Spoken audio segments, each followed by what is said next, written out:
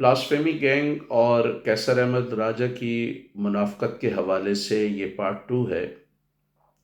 جس میں ہم کیسر احمد راجہ اور ان جیسے لوگوں کی لاجک کو ان پر ہی اپلائی کریں گے۔ تو سوال یہ پیدا ہوتا ہے کہ پاکستان میں اگر سیمی لٹریٹ مولویوں کے کہنے پر لوگوں کو بلاسفیمی پر جو ہے وہ پھنسوایا جا سکتا ہے، گرفتار کروایا جا سکتا ہے، ان کی زندگیوں کو عذاب میں ڈالا جا سکتا ہے، تو سوال یہ پیدا ہوتا ہے کہ پھر ان سیمی لٹریٹ مولویوں کو ہم زندگی کے سارے معاملات میں استعمال کیوں نہیں کرتے؟ مثال کے طور پہ کیسر احمد راجہ صاحب اور پاکستان میں جو لاکھوں کروڑوں کی تعداد میں دیوبندی ہیں، کیا وہ مولانا شرف علی تھانوی کی اس لاجک کو مانیں گے کہ لڑکیوں کو جو ہے وہ لکھائی بالکل سکھانی نہیں چاہیے اور پڑھائی بھی اس طرح ہو کتاب کہ وہ پہلی دوسری یا پانچویں تک کی بس تھوڑی بہت کتابیں پڑھ سکیں؟ تو پھر یہ سارے کیسر احمد راجہ صاحب سارے لوگ پھر جو ہے اپنے بچوں کو اور بچیوں کو اس طرح نہ پڑھائیں۔ بالکل اسی طرح اگر بلاسفیمی کے بھی معاملے پر ان مولویوں کی باتوں کو مان لیا جائے تو سوال یہ پیدا ہوتا ہے کہ جو خود کیسر احمد راجہ صاحب کے نظریاتی باپ دادے ہیں، جیسے مولانا مودودی صاحب، انہوں نے جب رسول اللہ صلی اللہ علیہ وسلم کو شیفرڈ لکھا تو بریلوی مولویوں نے ان پر کفر کا بھی فتویٰ لگوایا اور کہا کہ یہ گستاخ ہے، نبی کو اس طرح شیفرڈ کہتے ہیں، اور تو پھر کیا اس لاجک کو مان لیا جائے؟ پھر کیسر احمد راجہ صاحب یہ سجیسٹ کریں گے کہ ہم اس فتوے کو ہی مان لیں؟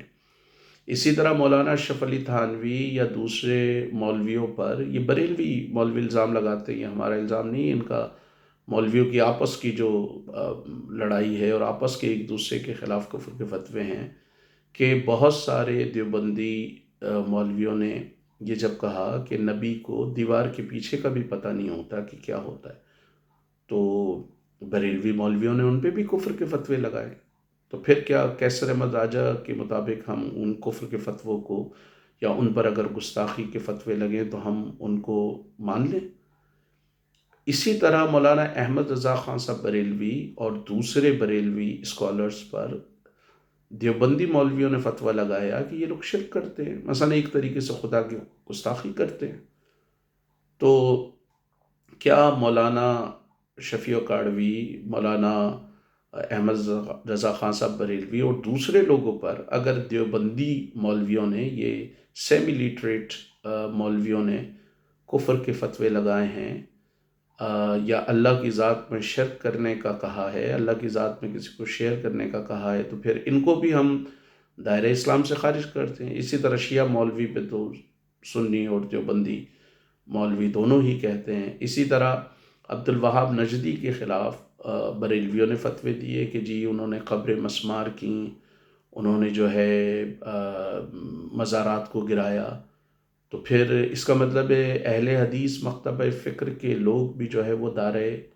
اسلام سے خارج ہیں۔ اسی طرح آپ اگر 70 کی دہائی میں ان مولویوں کے فتوے دیکھیں تو ایک دوسرے کے خلاف انہوں نے فتوے دیے کہ اس کا نکاح ٹوٹ گیا، اس کے خلاف نماز، اس کے پیچھے نماز نہیں پڑھنی چاہیے، جو رفع دین کرتا ہے اس کے خلاف انہوں نے مختلف فتوے دیے، جو رفع دین نہیں کرتا اس کے خلاف مختلف فتوے دیے، جو ہاتھ باندھ کے نماز پڑھتا ہے اس کے خلاف فتوے ہیں،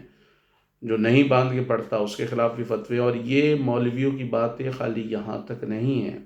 اسے بر صغیر پاک و ہند کے مولوی کا نہیں ہے۔ ابن تیمیہ پہ الزام لگایا جاتا ہے کہ انہوں نے جو ہے وہ اہل تشیع افراد کے خلاف جو ہے انتہائی سخت زبان استعمال کی۔ امام حنبل اور ان کے بیٹے جو عبداللہ بن جو ان کا بیٹا تھا عبداللہ بن حنبل، اس نے امام اعظم ابو حنیفہ کے خلاف بہت برا زندیق ان کو قرار دیا۔ کچھ مولویوں نے، امام بخاری اور دوسرے لوگوں نے ان کو دائرہ اسلام سے خارج قرار دیا۔ امام حنبل کے بارے میں تو یہاں بھی کہا جاتا ہے کہ اگر ایک طرف ابو حنیفہ کی کوئی بات ہو، دوسری طرف کوئی ضعیف حدیث ہو تو آپ اس کو مانیں۔ تو بہت سارے مولویوں نے امام اعظم ابو حنیفہ، جو اسلامی دنیا میں جن کے سب سے زیادہ آج فالوورز ہیں، اگر 1 ارب کی اس سے زیادہ کی مسلمانوں کی آبادی ہے تو اس میں کچھ اندازوں کے مطابق 40% 50% یا کچھ جو فقہ حنفیہ کے لوگ ہیں وہ تو 70% بھی کہتے ہیں کہ 70% اس میں جو ہے وہ فقہ حنفیہ کے ہیں۔ ان ریالٹی دیوبندی اور بریلوی دونوں ہی اپنے آپ کو فقہ حنفیہ کا کہتے ہیں۔ تو اس کا مطلب ہے کہ امام اعظم ابو حنیفہ کے خلاف اگر کفر کے فتوے تھے، اگر ان کو کافر، زندیق یا کچھ اور قرار دیا گیا تو پھر اس کو بھی مان لیں۔ پھر بات یہاں پر آ کر کیوں ٹھہرتے ہیں؟ مسئلہ یہ ہے کہ جب تک ہم اس بات کو کا تعین نہیں کریں گے کہ مذہب کی اصل تعریف کیا ہے، اس کا سماجی کردار کیا ہونا چاہیے، بہت سارے ناقدین کے مطابق مذہب انسان اور خدا کے درمیان جو تعلقات ہیں اس کا نام مذہب ہے۔ کسی کے دل میں کیا ہے یہ صرف خدا کو پتہ ہے، اس لیے مذہب انسان کا ذاتی معاملہ ہونا چاہیے۔ جب بھی مذہب کو آپ اجتماعی معاملہ بنائیں گے تو اس میں فسادات ہوں گے۔ بریلوی کہے گا کہ جی میں نے اپنی بیوی کو طلاق دے دی، اب میں حلالہ کراؤں گا۔ اہل حدیث کہے گا کہ حلالہ آپ کرائیں گے تو حلالہ تو جو ہے وہ جو ہے انتہائی غلط کام ہے۔ دونوں ایک دوسرے کے خلاف کفر کے فتوے دیں گے۔ ان کے پھر علم الغیب، حاضر و ناظر، صلاۃ و سلام، درود شریف اور کئی حوالوں پر جو ہے وہ ان کے اختلافات ہیں۔ تو بھئی ٹھیک ہے، ایک اس کا طریقہ یہ ہو سکتا ہے آپ کی یہ اختلاف ہے، آپ کی یہ رائے ہے، آپ یہ رائے رکھیں، میں یہ رائے رکھوں گا، اور روزے جزا اور سزا یا قیامت کے دن اللہ تعالیٰ فیصلہ کرے گا کہ اس میں کون صحیح ہے کون غلط ہے۔ تو لیکن اگر ہم دنیا میں ہی چودھری بننا شروع ہو جائیں گے تو پھر تو ایک دوسرے کی گردنیں اڑا رہے ہوں گے، جس طرح کرسچن ورلڈ میں جو ہے وہ رومن کیتھولک اور پروٹسٹنٹ نے ایک دوسرے کو زندہ جلایا، اور ہمارے ملک میں بھی یہ واقعات ہوئے، جو فرقہ وارانہ واقعات ہوئے، ہم نے شام میں دیکھا، عراق میں دیکھا، اور دوسرے ممالک میں دیکھا کہ کس طرح فرقہ واریت میں ایک دوسرے کے گلے کاٹے گئے۔ تو پھر تو یہی ہوگا۔ تو ضرورت اس امر کی ہے کہ یہ جو ہمارے سیمی لیٹریٹ مولویوں کے فتوے ہیں ان کا تنقیدی جائزہ لیا جائے، مذہب کو ایک ذاتی معاملے تک رکھیں، افراد کے نجی معاملے تک رکھیں۔ اگر اس کو اجتماعی طور پر آپ اس کو اجتماعی مسئلہ بنانے کی کوشش کریں گے تو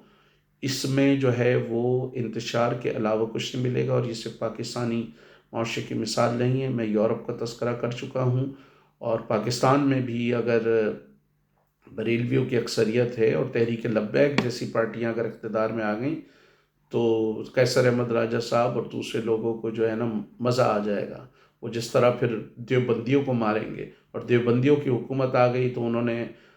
پاکستانی طالبان کی شکل میں پہلے ہی کتنے بریلویوں پہ حملے کیے ہیں۔ اسی طرح اہل تشیع کی گورنمنٹ آ گئی تو وہ بھی اپنے طریقے سے کریں گے۔ تو ضرورت اس امر کی ہے کہ ہم مذہبی اختلافات کو ایک حد تک رکھیں۔ اگر کسی شخص کو سفید کلر پسند ہے،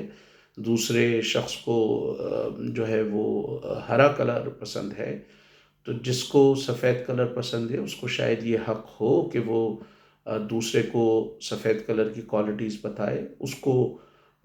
منانے کی کوشش کرے کہ وہ بھی سفید کلر پسند کریں، لیکن اس کو کوئی حق نہیں پہنچتا کہ وہ ہرے، لال یا کسی اور رنگ کو پسند کرنے والے کی گردن پہ تلوار رکھ کے گئے نہیں جی آپ کو سفید کلر ہی پسند کرنا ہے۔ تو آپ جب اختلاف رائے پر شیطان کو زندہ رہنے کا حق دیا جا سکتا ہے، جو مجھ سے یا آپ سے نہیں خدا سے اختلاف کر رہا ہے، تو اختلاف رائے پر انسانوں کو زندہ رہنے کا حق کیوں نہیں دیا جا سکتا؟ تو ہمیں سوچنا چاہیے کہ یہ جو بلاسفیمی گینگ کی ڈیبیٹ ہے اس کے پیچھے یہ پورے جو ہمارے سیمی لیٹریٹ مولوی ہیں ان کا پورا پریشر، ان کی پوری بدماشی موجود ہے۔ اور اس تناظر میں اگر آپ دیکھیں گے تو پھر ان مولویوں نے جو ایک دوسرے کے خلاف کفر کے اور گستاخی کے فتوے دیے پھر ان کو کیوں نہ مانا جائے، پھر ان کو بھی مانا جائے۔ پھر مولانا مودودی، احمد رضا خان صاحب بریلوی، قاسم نانوتوی، مفتی رشید اور مولانا